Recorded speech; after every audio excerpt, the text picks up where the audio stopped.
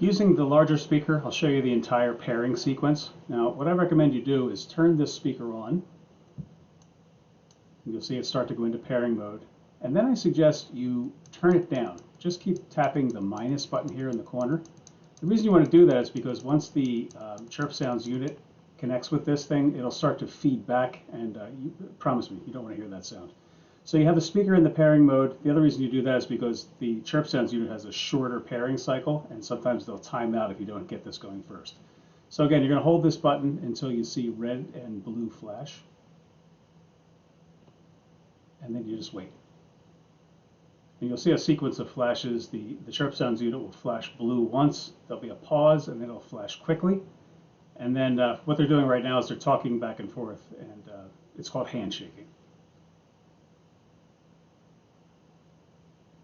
Here comes the fast flashes, and eventually you hear a tone from the speaker.